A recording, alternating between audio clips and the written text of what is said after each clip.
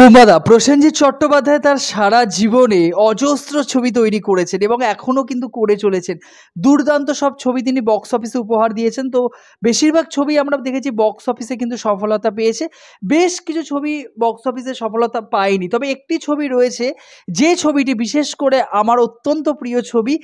এই ছবিটি প্রসেনজিৎ চট্টোপাধ্যায়ের জীবনে যদি বেস্ট তিনটে ছবি থাকে বা তিনটে কাজ থাকে, যদি আমরা ধরে চলি, বা কমলেশ্বর মুখোপাধ্যায় একজন বিখ্যাত ডিরেক্টর, আপনারা জানেন, তার জীবনে যদি বেস্ট কাজ থাকে তাহলে কিন্তু আমরা ক্ষত ছবিটিকে, হ্যাঁ আপনারা ঠিকই শুনছেন, আজকে আমরা ক্ষত ছবি রিভিউ করব। এই ছবিটি 2016 সালে মুক্তি পেয়েছিল, যেখানে আমরা প্রসেনজিৎ চট্টোপাধ্যায়, পাওলি দাম, রাইমা সেন, অন্যদিকে আমরা কিন্তু ত্রিধা চৌধুরী, রণদীপ বোস বা উষসীর মতো বিশিষ্ট সমস্ত শিল্পীদেরকে অভিনয় করতে দেখেছিলাম। তো এই ছবিটির যে গল্পটা আর কি, এটা একটা এখানে প্রচণ্ড পরিমাণে অ্যাডাল্ট সিন রয়েছে। আপনাদের বলছি 18+ যারা এই সিনেমাটি দেখা উচিত। এবং এই ছবিটির মধ্যে প্রসেনজিৎ চট্টোপাধ্যায় বুম্বাদার চরিত্রে যে কটা শেড আমি দেখতে পেয়েছি, খুব কম ছবির মধ্যে পরবর্তীতে বুম্বাদাকে এভাবে কিন্তু পরিচালক ইউজ করেছেন।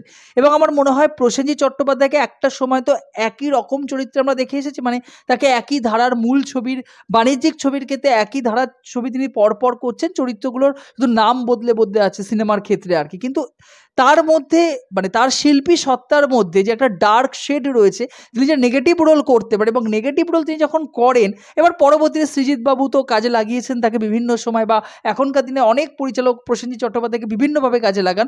তবে কমলেশ্বর মুখোপাধ্যায় 2016 সালে ক্ষত ছবিটির প্রসেনজিৎ চট্টোপাধ্যায়ের ডার্ক রোলে, নেগেটিভ রোল, সত্যি বলছে আমাকে কিন্তু চমকে দিয়েছিল সেই সময়। তো রিসেন্টলি আমি ছবিটি আবার রিভিজিট করলাম, তো আপনাদের সাথে কিন্তু আমি ছবিটি শেয়ার করার জন্য এসেছি। তো আপনাদের বলছি, যারা ছবিটি এখনো দেখেননি, ক্ষত, এই ছবিটি ওটিটি প্ল্যাটফর্মে বা আপনারা যেখান থেকে পারবেন জোগাড় করবেন, সেটা আপনাদের ব্যাপার। ছবিটি আপনারা একবার দেখুন, কারণ এই ছবিটি বাংলা সিনেমার ক্ষেত্রে কিন্তু একটা মাইলস্টোন সৃষ্টি করতে পারত। ছবিটি নিয়ে আলোচনা হয় না, কিন্তু আলোচনা হওয়া কিন্তু প্রয়োজন। এই ছবির যে গল্পটি আমরা দেখতে পাচ্ছি এখানে, ত্রিধা এবং অন্যদিকে ঋষভ যে ক্যারেক্টারটি রণদীপ বোস প্লে করেছেন, দুজনে লাভবার, দুজনে মিলে, দুজনে কাপল আর কি। তো তারা একটা জায়গায় ঘুরতে গেছে, ঘুরতে যাওয়ার পরে সমুদ্রের ধারে তাদের সাথে একজন মানুষের পরিচয় হচ্ছে। বাস্তবিক অর্থে সেই মানুষটার সাথে তাদের পূর্ব পরিচয় রয়েছে, লেখার মাধ্যমে রয়েছে বাস্তবিক অর্থে।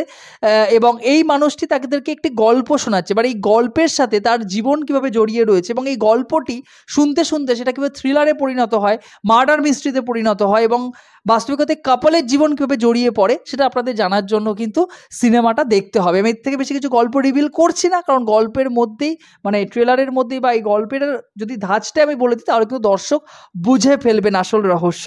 এই ছবি যদি পজিটিভ পয়েন্ট কিছু বলতে হয়, ছবির প্রথম পজিটিভ পয়েন্ট এখানে প্রসেনজিৎ চট্টোপাধ্যায়ের অভিনয়।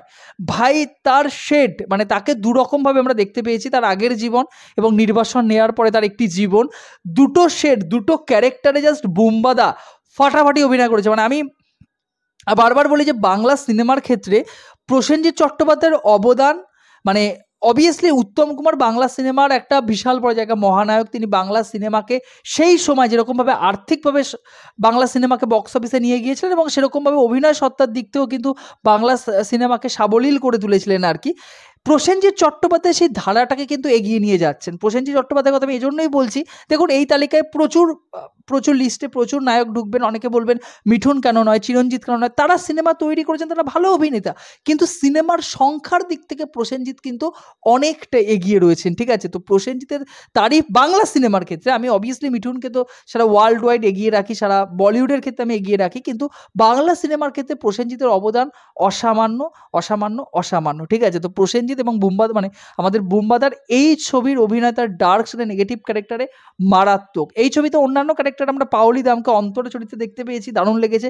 রাইমা সেনের এক্সপ্রেশন খুব সুন্দর, রাইমার চোখগুলো দেখলে জাস্ট আলাদা একটা অনুভব করা যায়, তার অভিনয় যেন চোখ দিয়ে তিনি প্রকাশ করেন।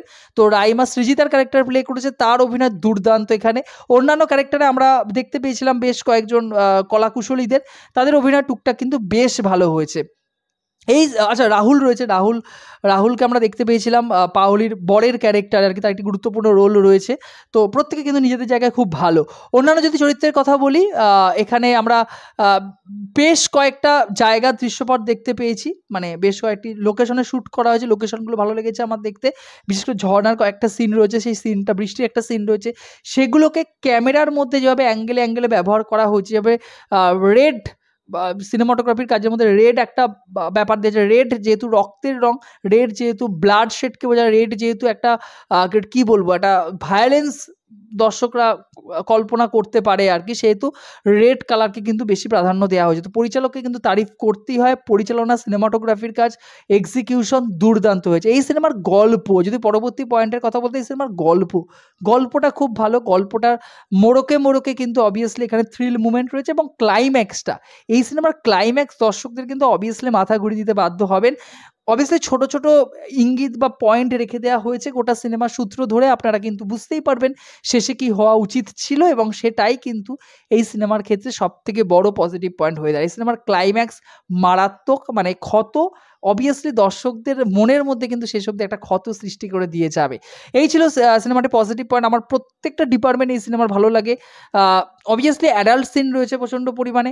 বুম্বাদাকে আপনি একটু অন্যরকমভাবে দেখতে পারবেন, প্রত্যেকটা ক্যারেক্টারের মধ্যে রনেস দারুণভাবে ফুটিয়ে তোলা হয়েছে, এবং এই ছবিটা দেখতে বসলে আপনার নিজের চরিত্রের মধ্যে বা নিজের মধ্যে কিন্তু বারবার করে একটা নেগেটিভিটি চলবে। যদি নেগেটিভ পয়েন্ট এই সিনেমার মধ্যে কিছু নেই, তবে দর্শকদের মনে হতেই পারে গোটা সিনেমাটা কোথাও নেগেটিভিটিকে প্রমোট করছে, বা নেগেটিভিটি, গোটা সিনেমার মধ্যে পজিটিভনেস হয়তো কোথাও নেই। তবে এই সিনেমাটার যে ধাঁচ, সিনেমাটা যেভাবে তৈরি করতে চেয়েছিলেন পরিচালক, একটা মেসেজ দিতে চেয়েছিলেন যে সব কিছুর শেষ একটা জায়গাতেই হয়, সেটা হলো আপনি সিনেমাটা শেষ বা ক্লাইম্যাক্স দেখলেই কিন্তু বুঝতে পারবেন। যাই হোক, যদি ক্ষত আপনারা দেখে থাকেন, আপনাদের বলছি, আপনাদের কেমন লেগেছিল অবশ্যই আমার কমেন্ট বক্সে জানিয়ে যাবেন। আর এরকমই ইনফরমেটিভ ভিডিও পেতে, এরকম আন্ডাররেটেড ছবির খবর জানতে চ্যানেলটিকে সাবস্ক্রাইব করে পাশে থাকবেন। ভালো থাকবেন সবাই, জয় হিন্দ।